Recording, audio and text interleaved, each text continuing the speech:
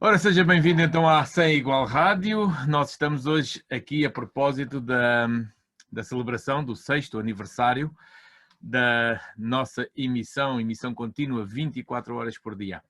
Hoje estamos na nossa conversa aberta. Isto a propósito, como eu disse, do 6º aniversário. Temos connosco o pastor Sidson Novaes, que está connosco, a quem eu agradeço muito a sua presença e, se me permite, eu iria dispensar as etiquetas de pastores. Pode ser? Porque Tranquilo. já nos conhecemos há uns bons anos, isto é uma conversa bem informal e então eu dispensaria isso. E a primeira pergunta, Sidson, vai para, assim, há quantos anos exerce este ministério, o Ministério Pastoral? Eu já exerço há muitos anos, há quase 30 anos, mas como ordenado mesmo ao Ministério Pastoral fazem 25 anos. 25 anos, 25, 30 anos. Já é um bom tempo. Já há tempo para muitas alegrias, para algumas desilusões. É verdade. É verdade. Porquê seguir o caminho pastoral?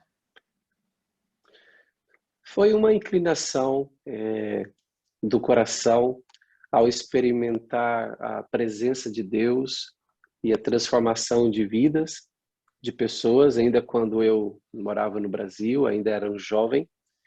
Então, ao ver a transformação na vida das pessoas e o bem que o Evangelho fazia às pessoas, eu me candidatei então para fazer parte deste grupo de pessoas que levam o Evangelho para abençoar a vida de outras pessoas. Eu sempre fui motivado por aí. Pois, é que além de seguir uma vida pastoral, ainda tem a agravante, ou o benefício, não sei, de deixar o seu próprio país, não é? Ser É, missionário também. sim, isso depois de alguns anos servindo no Brasil, eu fiz parte de uma equipa missionária que viemos a Portugal e realmente o desafio de servir a Deus já é algo imenso.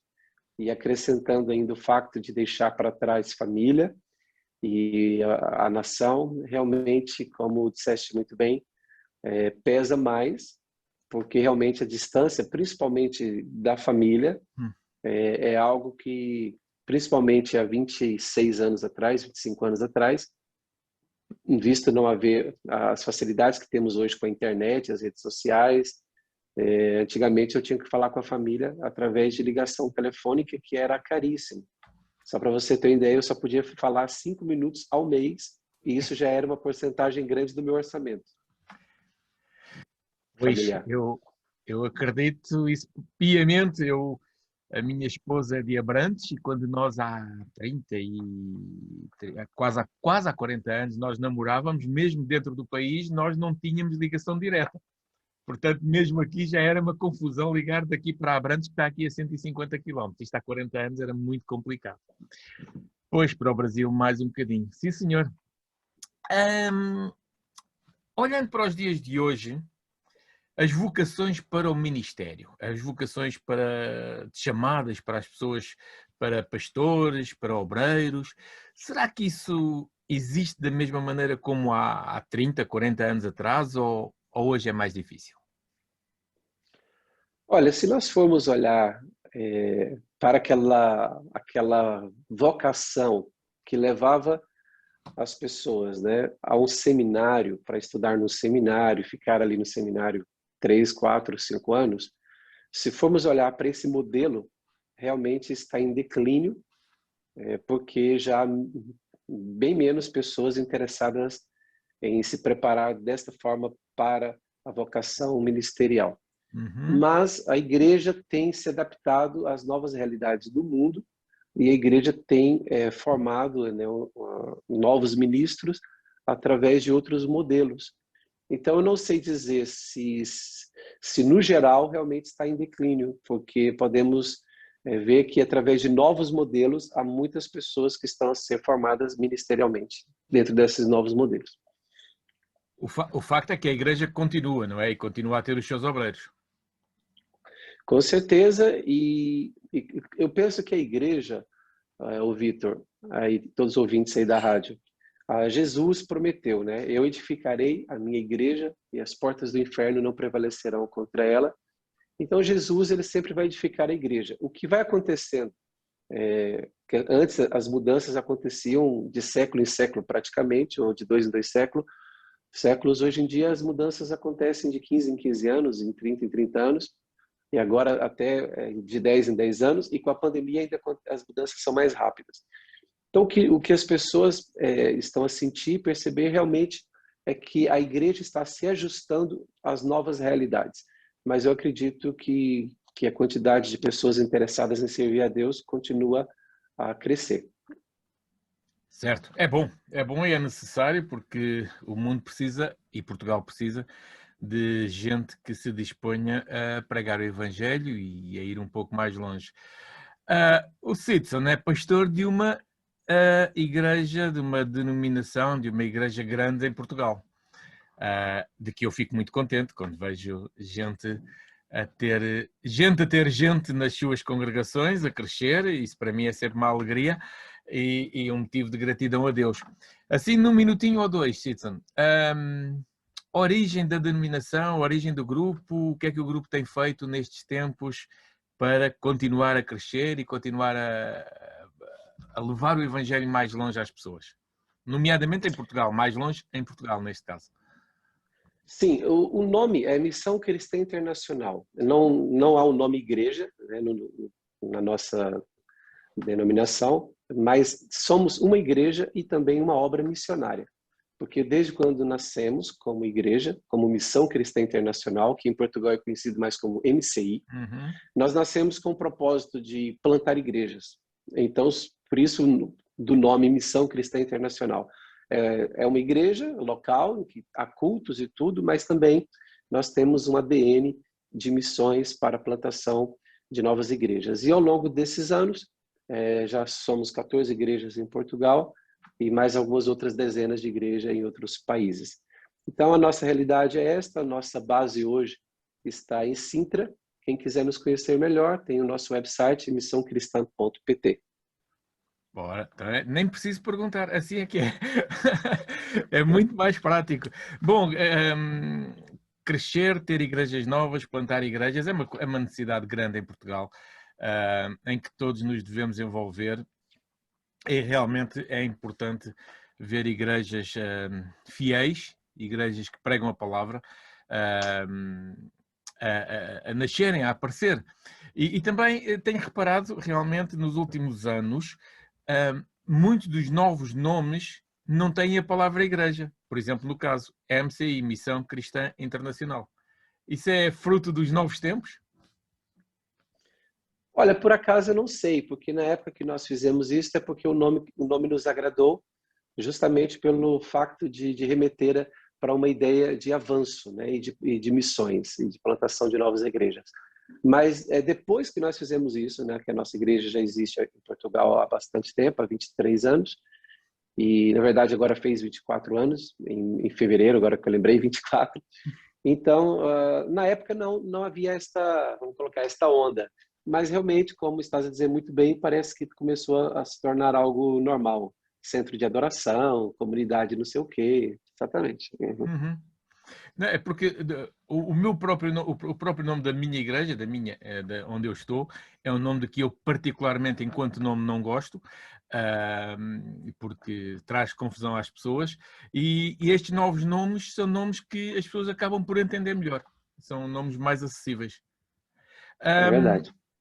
Sidson, mudando um bocadinho, diz-se, pelo menos em teoria, não sei, é isso que eu quero ouvir, que Portugal é um país laico. Tendo em conta que hoje mesmo, em que estamos a gravar, o nosso Presidente da República foi ao Vaticano para se encontrar com o Papa por causa de ter tomado de novo posse.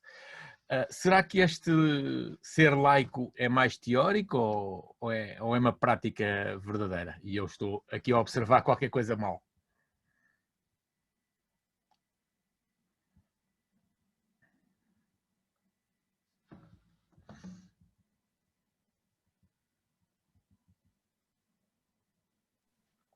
Ok, desculpa aí, Vitor. Não, foi uma mudança de Tive que... cenário, não é, Cristo? Não, é porque, na verdade, o meu cãozinho aqui estava a latir para outros cães lá fora, pela janela, eu tive que fechar aqui o Stories aqui. Também precisam de falar, eles também precisam de falar. Muito bem. Vitor, eu penso assim, legalmente falando, em termos legais, o Estado é laico. Só que as pessoas que estão em posições de governo e posições de autoridade, cada uma delas tem a sua crença, a sua fé. E é muito difícil uma pessoa que tem a sua crença, a sua fé, realmente ser 100% imparcial e fazer essa separação, porque aquilo já está impregnado na vida da pessoa. E querendo ou não, em qualquer estado laico, eu acredito que a crença das pessoas que estão em posições de autoridade vão, de alguma maneira, influenciar, e eu penso que eu vejo isso com naturalidade. Agora, é claro, quando aquilo extrapola um determinado limite, realmente a pessoa tem que se conter e se lembrar de que estamos realmente no estado laico.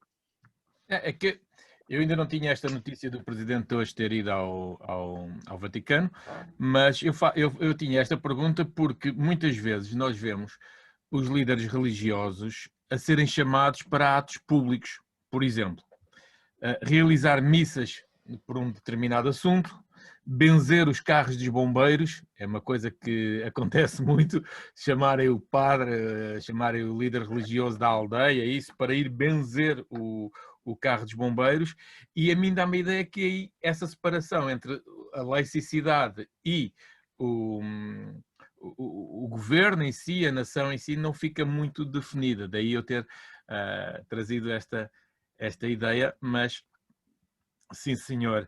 Uma pergunta que tem a ver com toda a gente. Será que hoje, pleno século XXI, há um maior ou um menor exercício de fé no nosso país? O Cícero já cá está há quase há 30 anos, ou junto a 30 anos, olha para Portugal e vê, não, 2021 as pessoas estão realmente mais enraizadas na fé ou estão mais longe da fé bíblica?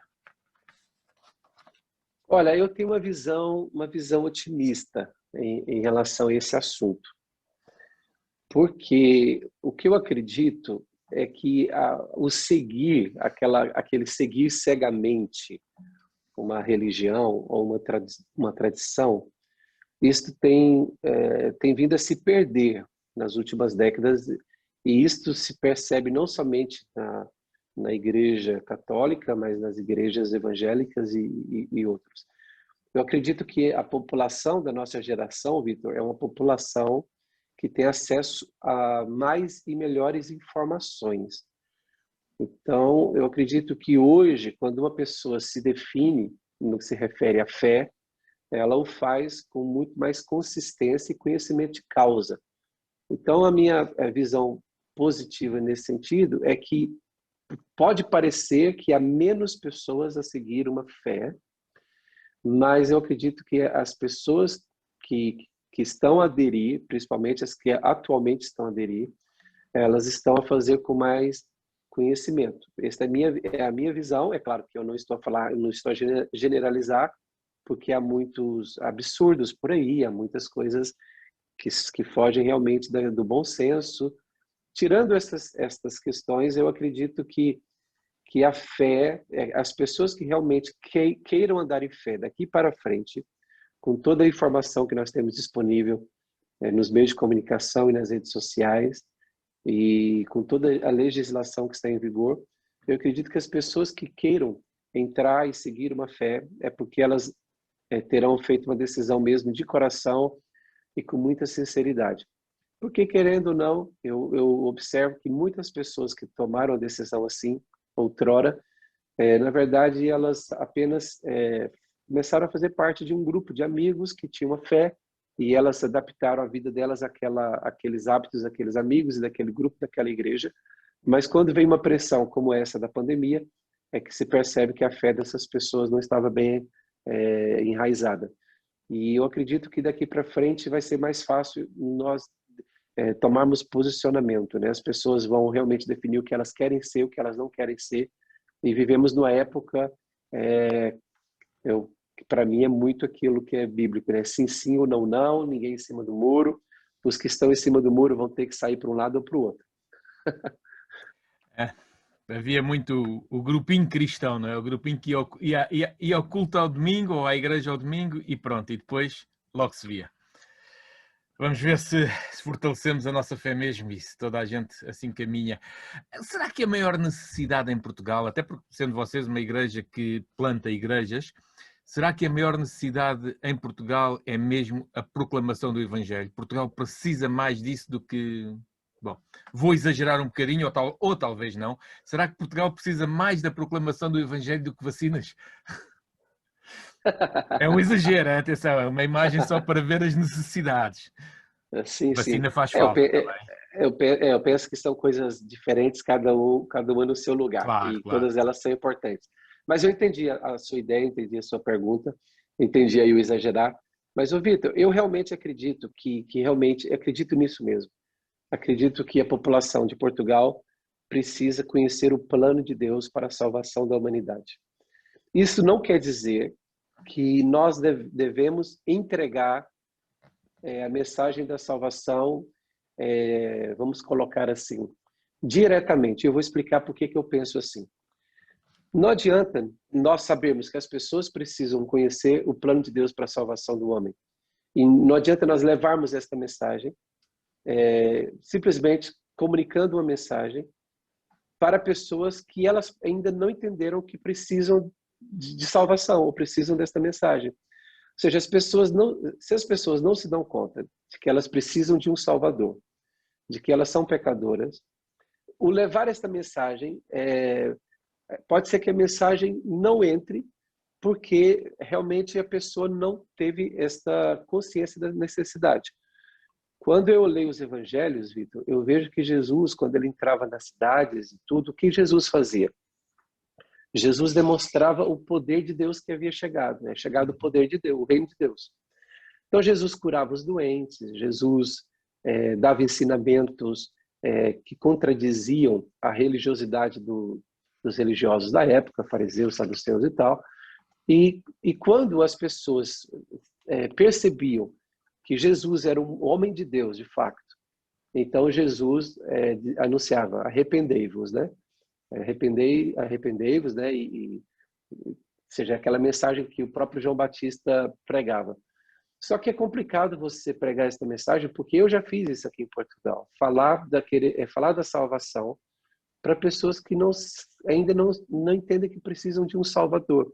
E perguntou assim, então, mas eu preciso ser salvo, salvo de quê? Afinal, o que é que eu fiz? Salvo de quê? Exatamente. Então, uma coisa é nós conhecemos essa necessidade. E como que podemos fazer então? Eu penso que o que a igreja pode fazer em Portugal é mostrar o poder do reino de Deus. Como? Diversas maneiras. Servindo, obras sociais, mostrando o amor, mostrando não só o poder do reino de Deus, mas o amor, orando para as pessoas para que a vida delas sejam transformadas, o que Jesus fazia nas aldeias que ele visitava. E quando as pessoas percebem a ação de Deus na vida delas, aí você ganha uma abertura, um espaço para anunciar a mensagem da salvação. E é assim que é a minha visão, entende? Então, eu acredito que tudo que a igreja faz, toda atividade, programação da igreja, deve ter em vista abençoar as pessoas, servir as pessoas, para, de alguma maneira, ganhar uma oportunidade para anunciar realmente o Salvador. Nós vamos caminhando para o fim, o nosso tempo é limitado, mas, de um modo geral, assim, rapidamente, de um modo geral, quais as maiores necessidades da igreja em Portugal? Olha, Vitor, eu acredito muito na igreja local, Vitor. E eu acredito que as igrejas locais precisam ser fortalecidas. E, infelizmente, quando as igrejas locais estão a ganhar força, porque eu entendo assim, Vitor, sabe, por exemplo, há muitas cruzadas evangelísticas, campanhas evangelísticas que são feitas em auditórios grandes, em espaços grandes, mas para onde que os evangelistas têm que caminhar as pessoas? Para as igrejas locais. Por exemplo, o Billy Graham e outros evangelistas têm que caminhar para a igreja local. Certo. Por quê? Nas estatísticas mostram as únicas pessoas que permaneceram na fé, que essas pessoas que foram fruto dessas campanhas evangelísticas grandes, as únicas pessoas que deram continuidade na fé foram as que foram cuidadas e consolidadas numa igreja local. Então, nós temos que entender que a igreja local precisa ganhar força. Mas, infelizmente, nos dias de hoje, as pessoas ficam insatisfeitas com a igreja local, vai para outra. Aí enfraquece a dela e vai criar confusão na outra. Depois a outra sai da outra e vai para outra.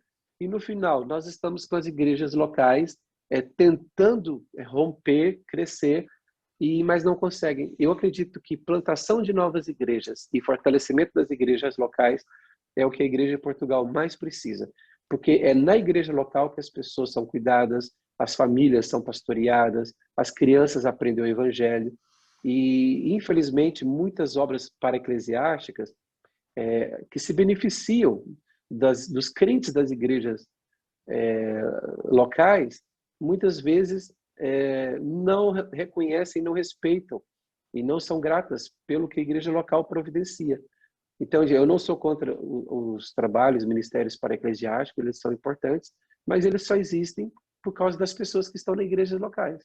Então assim, deveria haver assim uma maior comunicação, como dessas campanhas evangelísticas, em que realmente eles fazem parceria com a igreja local. Aí pode funcionar bem.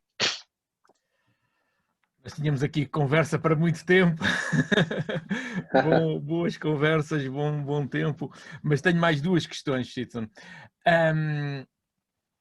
Em tanto tempo de ministério, mais de 25, 30 anos, certamente há muitas histórias mais ou menos relevantes, não é? Há histórias que nos ficam na cabeça, que quando nós pensamos naquilo que já passou na nossa vida, na vida da igreja, nós nos lembramos logo. Dá para contar, sem referenciar nomes, para que ninguém fique apontado, mas dá para contar uma ou duas histórias assim, daquelas que motivam a fé, um acontecimento que se tenha visto.